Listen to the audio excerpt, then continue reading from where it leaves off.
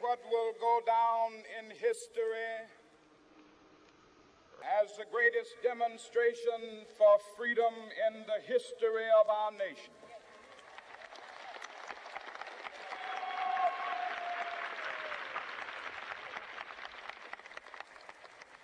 Five score years ago,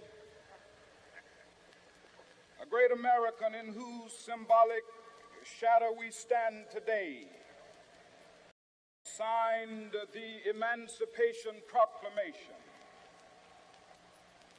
This momentous decree came as a great beacon light of hope to millions of Negro slaves who had been seared in the flames of withering injustice. It came as a joyous daybreak to end the long night of their captivity. But 100 years later, the Negro still is not free. 100 years later, the life of the Negro is still sadly crippled by the manacles of segregation and the chains of discrimination. 100 years later, the Negro lives on a lonely island of poverty in the midst of a vast ocean of material prosperity. This nation will rise up and live out the true meaning of its creed. We hold these truths to be self-evident, that all men are created equal.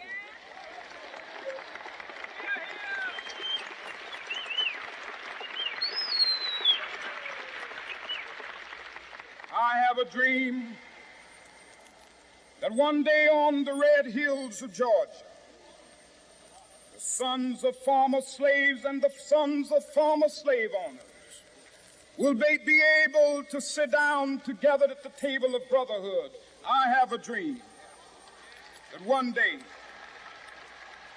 even the state of Mississippi, a state sweltering with the heat of injustice, sweltering with the heat of oppression, will be transformed into an oasis of freedom and justice. I have a dream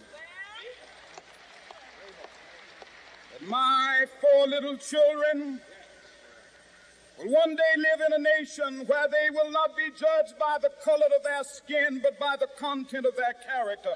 I have a dream today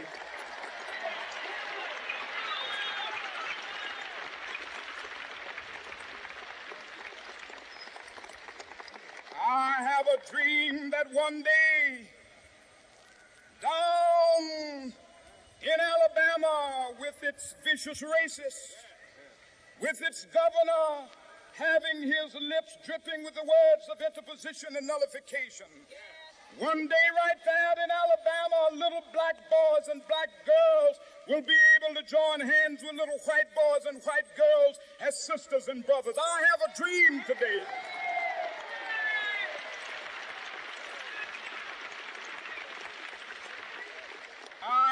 that one day every valley shall be exalted, and every hill and mountain shall be made low. The rough places will be made plain, and the crooked places will be made straight, and the glory of the Lord shall be revealed, and all flesh shall see it together. This is our hope. This is the faith that I go back to the South with. With this faith, we will be able to hew out of the mountain of despair a stone of hope. With this faith, we will be able to transform the jangling discords of our nation into a beautiful symphony of brotherhood. With this faith, we will be able to work together, to pray together, to struggle together, to go to jail together, to stand up for freedom together, knowing that we will be free one day. This will be the day. This will be the day when all of God's children will be able to sing with new meaning, "My country, tears of thee. Sweet land of liberty, of thee I sing. Land where my fathers died, land of the pilgrim's pride.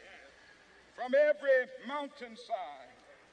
Let freedom ring, and if America is to be a great nation, this must become true. And so let freedom ring from the prodigious hilltops of New Hampshire. Let freedom ring from the mighty mountains of New York. Let freedom ring from the heightening Alleghanies of Pennsylvania. Let freedom ring from the snow-capped Rockies of Colorado. Let freedom ring from the curvaceous slopes of California. Not only that, let freedom ring from Stone Mountain of Georgia. Let freedom ring from Lookout Mountain of Tennessee. Let freedom ring from every hill and molehill of Mississippi, from every mountainside. Let freedom ring, and when this happens, when we allow freedom ring, when we let it ring from every village and every hamlet, from every state and every city, we will be able to speed up that day when all of God's children, black men and white men, Jews and Gentiles, Protestants and Catholics, will be able to join hands and sing in the words of the old Negro, Mississippi, from every mountainside. Let freedom ring, and when this happens, when we allow freedom ring,